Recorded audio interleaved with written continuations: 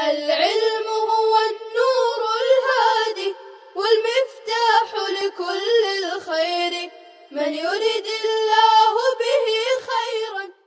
بسم الله الرحمن الرحيم. الحمد لله رب العالمين وصلى الله وسلم على نبينا محمد وآله وصحبه اجمعین. اما بعد. عزیز طلبہ، تاثیر البیئۃ والصناعۃ فی الادب جو ملا محمود جون پوری کی کتاب الفرائض سے ماخوذ ایک سبق، تو اس کا یہ آخری حصہ آپ سننے جا رہے ہیں، اسی سبق سے متعلق ہے یہ. اس میں گفتگو کا محور یہ تھا کہ تشبیہات اور استعارات میں، لوگوں کی گفتگو میں، ان کے میدان اور جس صنعت اور حرفت سے لوگ وابستہ ہوتے ہیں، اس کے اثرات ان کی گفتگو میں، ان کی تشبیہات میں، ان کے استعارات میں نمایاں ہوتے ہیں. اسی بات کو آگے بڑھاتے ہوئے کہتے ہیں، دیکھیے عبارت میں جو پہلی سطر آپ کے سامنے اسکرین پر نظر آ رہی ہے عبارت: وَبِالْجُمْلَةِ فَإِنَّ تَخَالُفَ الْأَنَامِ فِي شُجُونِ الْكَلَامِ يَبْتَنِي غَالِبًا عَلَى اخْتِلَافِ الصُّوَرِ فِي خَزَائِنِ خَيَالَاتِهِمْ غَيْبَةً وَحُضُورًا وَخَفَاءً وَظُهُورًا وَائْتِلَافًا وَاخْتِلَافًا لِتَبَايُنِ مَذَاهِبِهِمْ وَاخْتِلَافِ مَشَارِبِهِمْ. اور حاصل کلام یہ ہے کہ فنون کلام میں لوگوں کا مختلف ہونا، عام طور پر اس کا دار و مدار ان کے خیالات کے خزینوں میں صورتوں کا مختلف ہونا ہے. شجون الکلام، شجن کی جمع ہے، فن، فنون، مختلف ٹہنیاں. یبتنی علی الشیء ابتنا، یبتنی ابتنا، کسی چیز پر دار و مدار ہونا. تو ان کے خیالات کے خزینوں میں صورتوں کا مختلف ہونا ہے، خواہ وہ غیبت کے اعتبار سے ہو یا حاضر ہونے کے لحاظ سے ہو، پوشیدگی کے اعتبار سے ہو یا ظاہر ہونے کے اعتبار سے ہو، وَاَتِلَافًا وَاخْتِلَافًا، ارتباط کے اعتبار سے ہو یا اختلاف کے اعتبار سے ہو.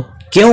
لِتَبَايُنِ مَذَاهِبِهِمْ وَاخْتِلَافِ مَشَارِبِهِمْ، کیونکہ لوگوں کے خیالات جدا گانا ہوتے ہیں اور ان کے رجحانات الگ الگ ہوا کرتے ہیں. ہر کوئی ایک خیال کا اور ایک رجحان کا مالک نہیں ہوتا ہے، ہر ایک کے اپنے الگ الگ رجحانات و نظریات و خیالات ہوا کرتے ہیں. جو جس میدان میں ہوتا ہے اسی نظریے کا وہ حامل ہوتا ہے، اس کی گفتگو اور حوار میں انہی چیزوں کے اثرات نمایاں ہوتے ہیں. اسی بات کو سمجھانا ہے. وَمِنْهَا هُنَا تَرَى الشُّعَرَاءَ مِنَ الْعَرَبِ الْعَرْبَاءِ قَلَّمَا يُجَاوِزُونَ ذِكْرَ النُّوقِ وَالْجِمَالِ وَالْأَوْدِيَةِ وَالْجِبَالِ وَالْبَطَائِحِ وَالرِّمَالِ وَالدِّمَنِ وَالْأَطْلَالِ. اسی وجہ سے آپ دیکھیں گے خالص عربوں کو، العرب العرب، خالص عربوں کو، قلما یجاوزون ذکر النوق، کہ بہت کم وہ چھوڑتے ہیں اونٹوں اور اونٹنیوں کے تذکرے کو. نوق ناقتن کی جمع ہے، اونٹنی جمال جمل کی جمع ہے. یجاوزون، جاوز، یجاوز مجاوزہ کے معنی چھوڑنا، تجاوز کرنا. والاودیتی، وادی کی جمع وادی، والجبال جبل کی جمع، والبطائح یہ بطحا کی جمع ہے. بطحا ریگستان، چھوٹے چھوٹے پتھروں پر مشتمل جگہ. والرمال رمل کی جمع ہے، رمل کی معنی ریتی. والدمن یہ دمنتن کی جمع ہے، آثار، لوگوں کے چھوڑے ہوئے آثار. اطلال طلل کی جمع ہے، کھنڈر، کھنڈرات. ترجمہ کیا ہوگا؟ اسی وجہ سے آپ خالص عرب شعراء کو دیکھیں گے کہ بہت کم وہ اونٹنیوں اور اونٹوں، وادیوں، پہاڑوں، ریگستانوں، ریتیوں، آثار قدیمہ اور کھنڈرات کے تذکرے کو چھوڑتے ہیں.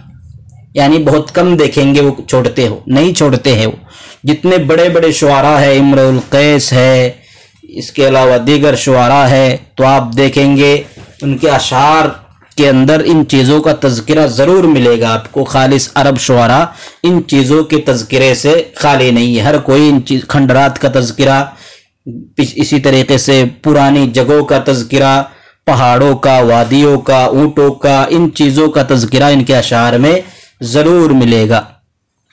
وَيَلُوحُ مِنْ أَشْعَارِهِمْ آثَارُ الْجَدْبِ وَالْجُوعِ وحرش الضب واليربوع واستيطان المفازة والبوادي والاستئناس بالوحوش الصوادي، اور ان کے اشعار سے قحط سالی اور بھوک کے اثرات نمایاں ہوتے ہیں۔ لاح یلوح کے معنی ظہر یظہر، ظہور ظاہر ہوتے ہیں۔ آثار مضاف ہے، اس کے بعد دیکھیے بہت سارے الفاظ جملے آ رہے ہیں تو ہر ایک کو اس کا مضاف الیہ مانیں گے۔ آثار الجدب والجوع، آثار حرش الضب والیربوع، آثار استیطان المفازة والبوادی الی آخرہ۔ ترجمہ ہوگا اور ان کے اشعار سے قحط سالی اور بھوک، حرش الضب والیربوع، ضب کے معنی گوہ، یربوع کے معنی چوہا، اور ان کے اشعار سے قحط سالی اور بھوک، گوہ اور چوہوں کو برانگیختہ کرنے، اکسانے، واستیطان المفازة والبوادی، صحرا، جنگلات اور دیہاتوں میں بسنے، والاستئناس بالوحوش الصوادی، پیاسے جنگلی جانوروں سے انسیت حاصل کرنے کے اثرات نمایاں ہوتے ہیں۔ الفاظ دیکھیے، استیطان، استوطن یستوطن، استیطان کے معنی وطن بسانا، آباد کاری کرنا، کالونی بسانا۔ مفازہ کے معنی بڑا جنگل، بوادی بادیتن کی جمع دیہات، استأنس بشیء ان کے معنی کسی چیز سے مانوس ہونا، انسیت حاصل کرنا۔ الوحوش وحش کی جمع، الصوادی صادیتن کی جمع، معنی ہو پیاسا۔ لیکن اللہ تعالی لین لہم الحدید وہون علیہم الشدید، لیکن اللہ تعالیٰ نے ان کے لیے لوہے کو موم بنا دیا، نرم کر دیا، وہون علیہم الشدید، اور سخت کو ان پر آسان کر دیا، انتہائی آسان بنا دیا۔ ہون یہون تہوین، آسان بنانا، ہین ان سے لفظ بنا ہے۔ فَتَرَى كَلَامَهُمْ أَسْهَلَ مِنَ الْمَاءِ مَعَ أَنَّهُ أَجْزَلُ مِنَ الصَّخْرَةِ الصَّمَّاءِ، چنانچہ آپ ان کے کلام کو دیکھیں گے کہ وہ پانی سے زیادہ سہل و رواں ہے، باوجود کہ وہ سخت اور مضبوط چٹان سے بھی زیادہ مضبوط ہوا کرتا ہے ان کا کلام، لیکن روانگی اور سلاست کے اعتبار سے انتہائی سلیس اور رواں پائیں گے ان کے کلام کو۔ وَتَخَالُهُ مَعَ صُعُوبَةِ أُسْلُوبِهِ وَوُعُورَةِ شُعُوبِهِ أَرَقَّ مِنْ دَمْعِ الْمُسْتَهَامِ وَأَرْوَقَ مِنْ رَاحٍ رُقْرِقَ بِمَاءِ الْغَمَامِ۔ خال یخال خیال، خیال کرنا، اور آپ اسے خیال کریں گے اس کے اسلوب کے دشوار ہونے اور اس کے فنون کے پیچیدہ ہونے کے باوجود کیا خیال کریں گے؟ ارق من دمع المستحام، ارق رقیق سے اس میں تفضیل ہے، دمع ان کے معنی آنسو، اشک، المستحام کے معنی عاشق جو پریشان حال ہو۔ کہ آپ اس کے کلام کو، اس کے اسلوب کی پیچیدگی اور اس کے فنون کی دشواری کے باوجود اشک عاشق سے زیادہ لطیف اور سہل دیکھیں گے، نرم دیکھیں گے، خیال کریں گے۔ وَأَرْوَقَ مِنْ رَاحٍ رُقْرِقَ بِمَاءِ الْغَمَامِ، اور اس شراب سے زیادہ لطیف اور رواں پائیں گے جس کے ساتھ بارش کا پانی ملایا گیا ہو۔ راحن شراب کو کہا جاتا ہے، رقرق یرقرق یرقرق رقرق بفعل سے ملانا، الغمام کے معنی بارش، تو بارش کا پانی ملا ہوا جو شراب ہے اس سے بھی زیادہ آپ اس کو لطیف پائیں گے۔ وَأَمَّا الْمُوَلَّدُونَ فَلَمَّا نَشَأُوا فِي الْحَضَارَةِ وَنَادَمُوا أُولِي الْإِمَارَةِ وَذَاقُوا حَلَاوَةَ الْعَيْشَةِ وَغَطَافَهَا وَشَاهَدُوا زَهْرَةَ الدُّنْيَا وَزُخْرُفَهَا۔ رہے غیر عرب لوگ، مولدون کہا جاتا ہے جو خالص عرب نہ ہو، مولد جن کی تربیت وغیرہ عرب میں ہوئی ہو، وہاں بس گئے ہو، لوگوں کے ساتھ رہتے رہتے ان کی گفتگو سنتے سنتے ان کی باتوں کو نقل کرتے کرتے انہی جیسے ہو گئے ہو، لیکن حقیقتاً وہ اصل عرب نہیں ہیں۔ تو یہ مولدون جب انہوں نے تربیت پائی، وہ پلے بڑھے فی الحضارتی، تہذیب و تمدن میں، شہریت کے ماحول میں، وَنَادَمُوا أُولِي الْإِمَارَةِ، نادمہ کے معنی ندیم بنانا، صحبت اختیار کرنا، اور وہ امراء اور حکومت والے لوگوں سے انہوں نے نشست و برخاست، اٹھنا بیٹھنا رکھا، وَذَاقُوا حَلَاوَةَ الْعَيْشَةِ وَغَطَفَهَا، اور انہوں نے زندگی کی حلاوت اور اس کی چمک دمک کا مزہ چکھا۔ غطفہا، اس کو طا کے فتح کے ساتھ پڑھیے، غطف یغطف غطفا، رونق چمک دمک۔ وشاہدوا زہرۃ الدنیا وزخرفہا، اور انہوں نے دنیا کی زیب و زینت اور اس کے چمک دمک کا مشاہدہ کیا۔ دیکھیے زخرفہا، غور سے دیکھ رہے ہیں آپ، ذات چھوٹ رہا ہے واو کے بعد اس نسخے میں، جو نسخہ آپ کے سامنے اسکرین پر کھلا ہوا ہے اس میں زا نہیں ہے۔ کتاب، اگر آپ کتاب لے کر سن رہے ہیں تو کتاب میں شاید وہی ہے، اس کو دیکھ لیجئے، نہ ہو تو لکھ لیجئے۔ وَشَّحُوا عِبَارَاتِهِمْ بِالْجَوَاهِرِ وَالدُّرَرِ، انہوں نے اپنی عبارتوں کو، اپنے جملوں کو جواہر و موتیوں سے مزین کیا۔ وشح توشیح کے معنی مزین کرنا،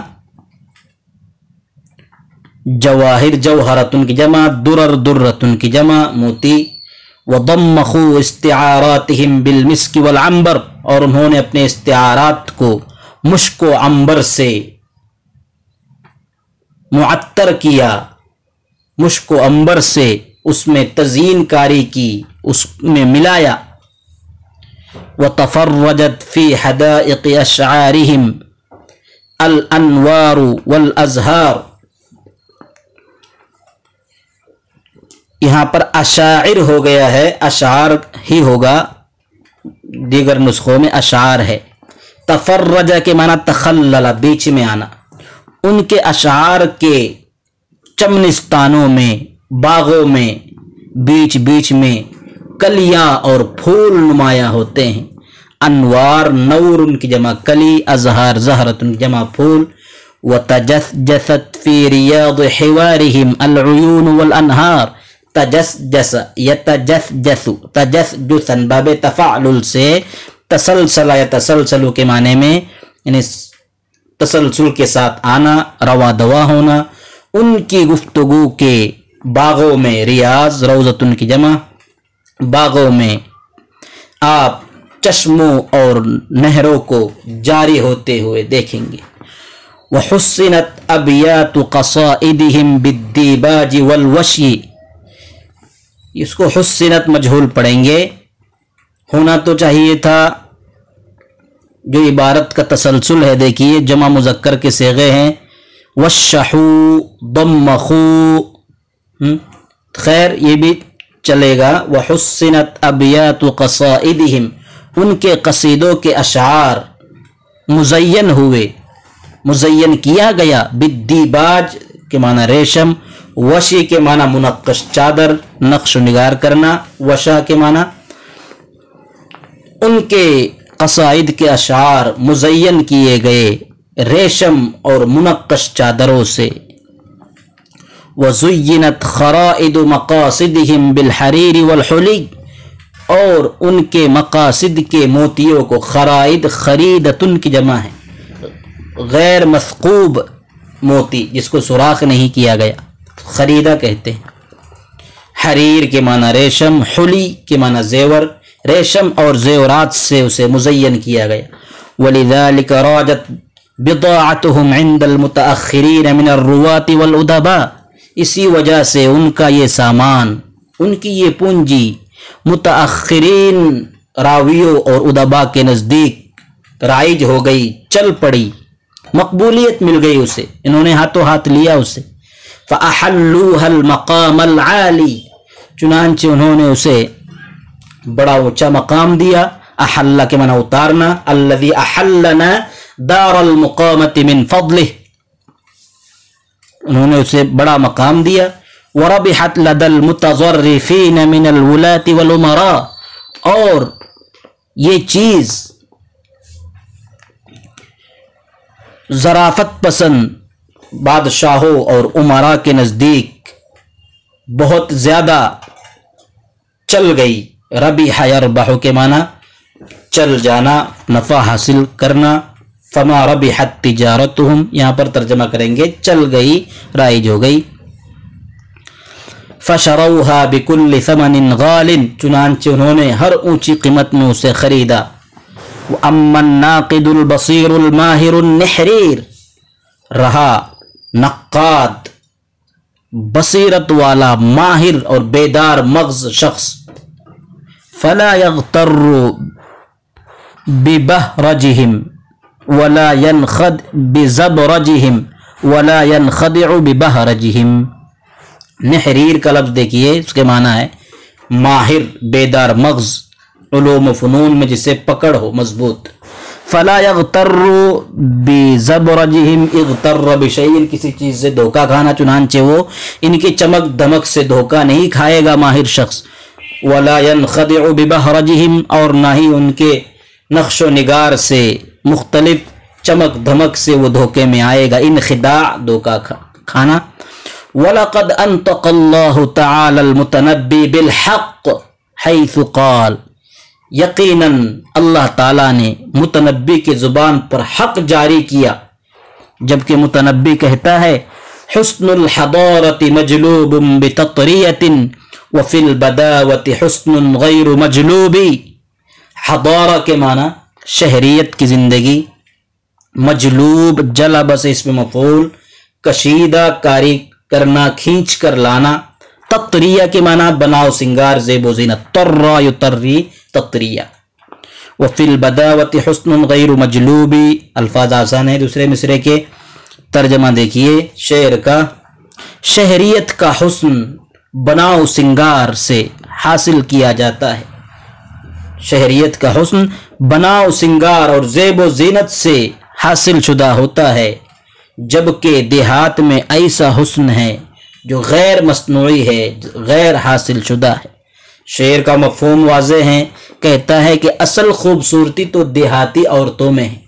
یہ شہری عورتیں جو خوبصورت بظاہر نظر آتی ہیں یہ حقیقت میں خوبصورت نہیں ہے، بلکہ میک اپ کا پورا کمال ہے اس کے اندر، اور پورا اثر میک اپ کا ہوتا ہے، بناؤ سنگار کا ہوتا ہے. فطری حسن سے یہ محروم ہیں. حتیٰ کہ یہ میک اپ والے خواتین کسی خاتون کے ساتھ اگر اس کا بچہ بھی ہو، اچانک بارش ہو جائے تو بچہ بھی ڈر جائے اور کہنے لگے کہ چڑیل انٹی میری امی کہاں ہے. خیر، اصل کہنا یہ ہے کہ اصل خوبصورتی، فطری خوبصورتی اور رونق اگر آپ کو دیکھنا ہے تو دیہات میں. تو اس شعر سے استدلال اس بات پر ہے کہ اصل چیز جو خالص عربوں کے یہاں ہے، عرب شعراء کے اندر مولدون جو ہوتے ہیں اپنے کلام میں زبردستی دور دور کے استعارات، کنایات، ایک آسان سی بات کو مشکل سے مشکل الفاظ میں گھما پھرا کر کہنا، یہ ان کا کام ہوتا ہے. ورنہ تو خالص عربی زبان بالکل مائے رواں پانی کی طرح بالکل آسان اور سلیس ہوا کرتا ہے.